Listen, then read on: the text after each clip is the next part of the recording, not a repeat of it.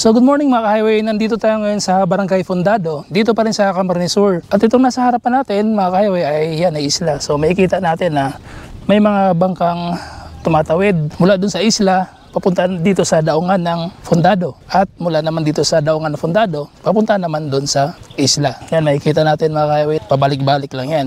So ngayon, yung isla na yan mga ka-highway ay meron niyang mga barangay dyan. 04 na barangay, yung Barangay Barubaybay na nasa harap natin, Barangay San Nicolas, San Juan at Barangay Palo. So ang gagawin natin ngayon mga ka-highway, susubukan nating puntahan o pasyalan yung mga barangay na naririyan gamit itong ating drone. So posible ba na pwede tayo makapamasyal sa mga barangay na yon na nandito lang tayo gamit itong ating drone? Subukan natin. Take off. Point updated. So ayan mga highway, screen record lang natin tong ano. So kailangan natin magmadali kasi titipirin natin tong battery natin. Kasi isang battery lang yung gamit natin. Okay, naka screen recording na tayo, no? So yan, papasadahan natin tong barangay Barubaybay. Yan. Yan, may mga nakikita tayong nakasakay sa bangka mga highway. Yan ay mga pasahero papunta sa kung saang mga barangay na naririyan. So yan na po yung barangay Barubaybay. Yan pa yata ay sakop ng bayan ng Magaraw. Pero yung ibang mga barangay na natitira ay sakop na ng bayan ng Kanaman. So yan po ang barangay Barubaybay. Next natin itong barangay San Nicolas dito sa bandang kaliwa. So puntahan natin, makikita natin mga ka-highway na napakalawak ng kanilang mga taniman dito. So ito yung kalsada nila. Ayan yung kulay puti na linya na yan. Yan ay daan. So not sure kung simentado na ba yan. Pwede nating i-zoom nga natin kung simentado na. Parang medyo hindi pa. Hindi natin masyadong maninag eh. Tingnan natin kung parang simentado na eh, no? Okay, so balik tayo dun sa dito sa normal mode ng ating drone. So yan, pa diretso na tayo sa barangay San Nicolas mga ka-highway. Itong San Nicolas ay sakop na ng bayan ng Kanaman. Okay, makikita natin na 700 meters, more than 700 meters na yung distance niya sa atin mga ka-highway. So malayo na yan, ano? 800 meters na yung layo niya ng drone sa atin. So napakalawak ng mga taniman dito. Kahit yan ay isla. So ang height nitong ang altitude nitong drone mga ka-highway o yung taas niya mula sa lupa ay 57 meters. So tataasan natin kasi pag masyadong bababa, naglo-lose connection siya kasi na-interfere ng mga puno. So pag mataas yung drone, nagiging stable yung signal niya. So yan na po yung barangay San Nicolas mga ka-highway na ikita na natin. Nakilapit pa konti.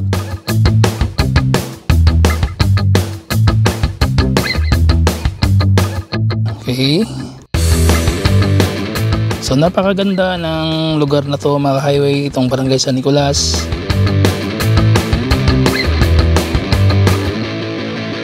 Mapapansin natin na kulay green yung pinakamalaking bubong dito. Ayan yan yata ay ang kanilang covered court. Not sure o yun ba ay palengke nila. So ayan. Try nating Try nating i-zoom itong ang kanilang ito ba ay palengke? Palengke yata ito Ayan. Palengke siguro or covered court yata. Tapos dito naman sa bandang kanan, yan ay ang kanilang school, elementary school. So nasa 1,431 meters na maka-highway o 1 kilometro, 1.5 kilometro na yan yung layo ng drone sa atin. So doon naman tayo sa isa pa, doon sa barangay San Juan yata yung ano doon, yung barangay na yun. So doon naman tayo sa barangay San Juan.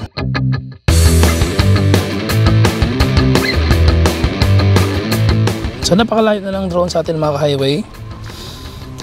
So ngayon posible na talaga na makapasyal tayo sa isang lugar na hindi tayo gumagalaw or nandito lang tayo sa malayong distansya. So napakalawak ng taniman dito mga palayan. Parang bagong harvest lang ito kasi hindi na siya ganoon ka colorful. Kumbaga naani na yung mga dito, naani na yung mga bunga ng palay. Okay, wala pa akong nakikitang mga kabahayan dito mga highway. Pero nasa map kasi itong San Juan Siguro yung barangay na San Juan hindi ganun kalaki. Kaya Max flight distance reached. Max flight distance reached na raw. So hanggang 2 kilometers lang tayo mga highway. So dito dadagdagan natin itong max distance niya. Gagawin natin no limit or 5,000 5,000 meters or 5 kilometers. Okay, so good na ulit. Ito kalsada ulit ito. Yan yung ano na to, yan yung color, hindi pabalik pala yan.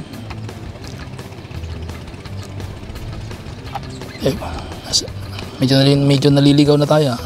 So kanina yun yung San Nicolas, tapos yan ay tama, ito pala. Sige, wala pa akong nakikita makabahayan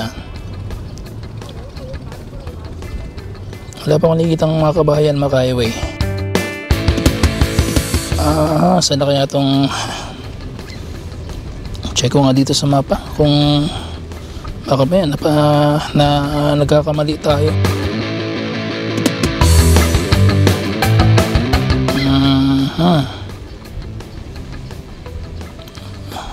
Dito yata sa dulo yung San Juan So unfortunately mga highway, 77 na lang yung battery natin. 77% nakikita natin sa taas ng screen. Wala akong makitang mga kabahayan dito. Asa na yung San Juan dito? Ito, yung may mga kabahayan na yan, tawid na kasi yan ng isla Ilog na yan yung pagitan yan. Okay, so nasa 2,600 meters mahigit. So wala akong makita. Hindi ko makita yung barangay San Juan.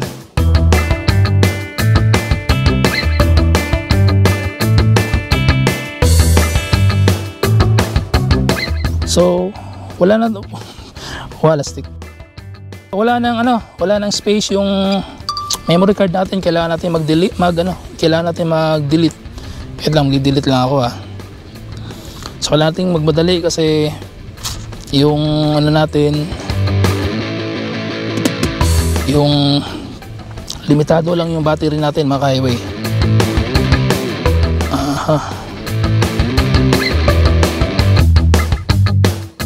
Okay, nag-delete na ako. Balik tayo. So hindi na natin pupuntahan yung yung barangay San Juan. So pupunta na tayo ngayon sa barangay Palo mga highway. Yan na yung barangay Palo na tinutumbok natin ngayon kung hindi ako nagkakamali.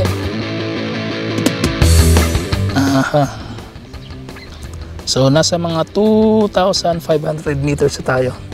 2 kilometro at kalahati. So napakalayo na yan mga highway. Kung lalakarin mo yan, abutin ka na yan ng mga 1 oras mula dito.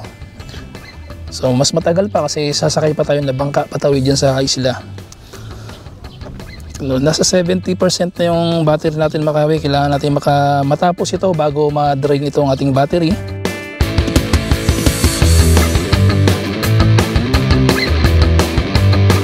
So yan na yung barangay Palo na nasakop na ng bayan ng Kanaman. Bilis. So nasa 100 meters pa rin yung ano natin, yung altitude natin o yung taas ng drone. Hindi kasi natin pwedeng ibaba to sa 100 meters kasi maglo-lost connection na tayo. So ito na yung barangay Palo mga kahighway. Ito na nga yung barangay Palo. Nasa 2 kilometro yung distansya nito mula sa atin. So yan, nasa tabi sila ng ilog. So iikutan natin tong barangay Palo. So merong dito merong silang daungan o port o pier. Yan, daungan ng mga bangka. Patawid naman sa kabilang lugar, yan sa tapat nila. Kasi pagtawid nila dito sa kanilang kasi pagtawid nila diyan sa harap, libmanan na yan. So meron nga silang daungan dito, yan yung daungan nila. At yung kanilang mga bangka ay matutulis ang dulo So yan yung barangay Palo na highway. Sure ako dyan kasi itong mga itong mga barangay na to ay napaliparan natin to noon. Yan. Okay, nasa 65% na yung battery natin mga highway.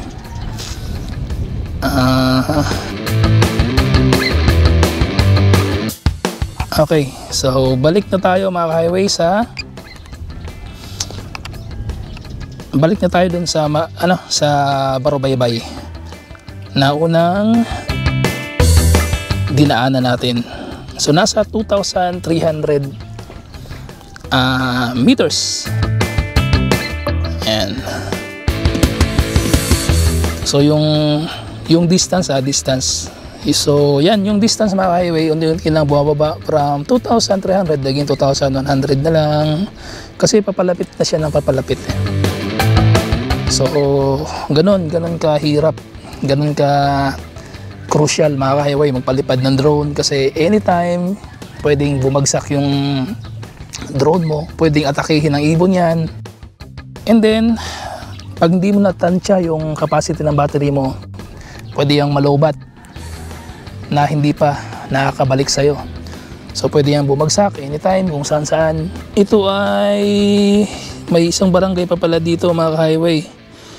Not sure kung ito ay sakop ng Palo pa rin, pero parang sakop pa rin si Ruto ng Palo. So merong dito,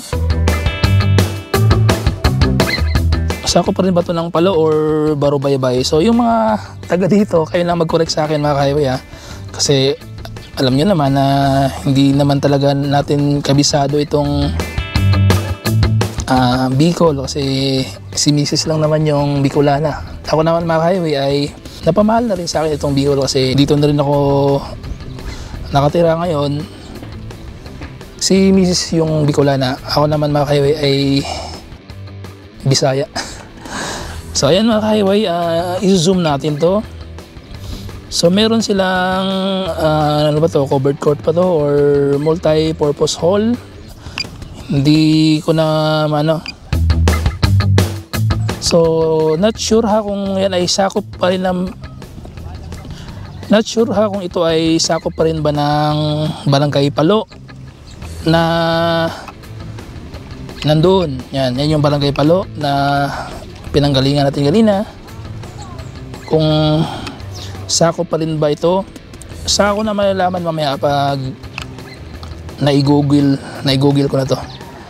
Or yan ay sakop pa rin ng Barobaybay. So balik na tayo mga highway. Yan. So ang distance natin ay 1 kilometro mahigit na lang, 1,300 meters. So andun tayo sa part na yan. Yan, dun sa tabi na yan, andyan tayo. Hindi ko na pasensya na mga taga Barangay San Juan ha. Ayoko na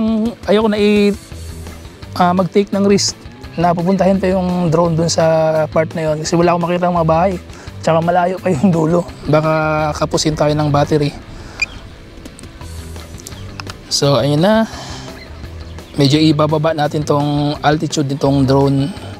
Gawin natin kahit mga 70 meters siguro. 80, 81 dito. 79, 77, yan 70, 68 meters. So ang distansya natin ay nasa mga 700 meters na lang pabalik na yung drone. At ang battery percent, ang remaining battery level natin ay 53% mga ka-highway. Okay, so ayan. Tanaw natin yung Mount Isarog dito kaso natatakpan siya ng mga ulap. So, ayan, may papaalis na bangka. Sasalubungin natin yan dito mga ka-highway.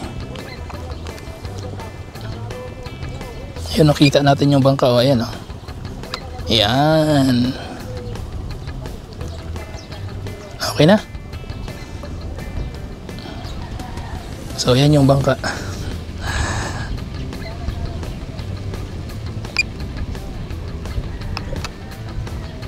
Okay, pabalikin na natin yung drone mga ka-highway.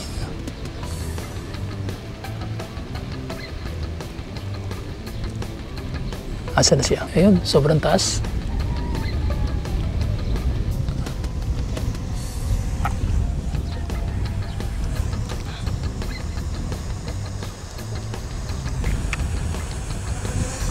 Hello Sky, saan ka galing? Ayan, nakikita niya na tayo mga ka-highway. Oh. Ayan o, sobrang taba ako na. Oh. Oh. Hello. Kumustang pamamasyal mo doon? Hindi ka ba nahirapan sa pinagawa ko sa'yo? Okay, paano na natin?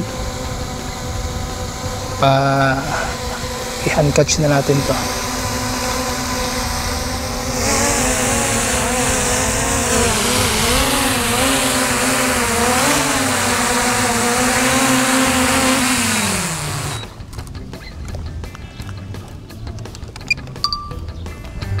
So yun, posible talaga mga ka-highway na makapamasyal tayo sa ibang lugar kahit na hindi tayo gumagalaw o hindi tayo maalis.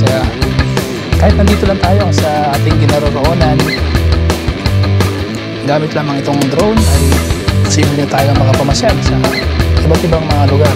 So yun nga lang, kailangan ng iba yung pag-iingat kasi hindi po biro itong drone. Pwede kang maka-aksidente dito. At pwede ring bumagsak ang drone anytime at sayang ang pera kasi hindi rin naman biro ang presyo nitong mga gadget na ito. So ayun lamang mga ka-highway, maraming salamat sa inyong pagsuporta. Ingat kayo lagi, kasama kayo sa aking bawat biyahe.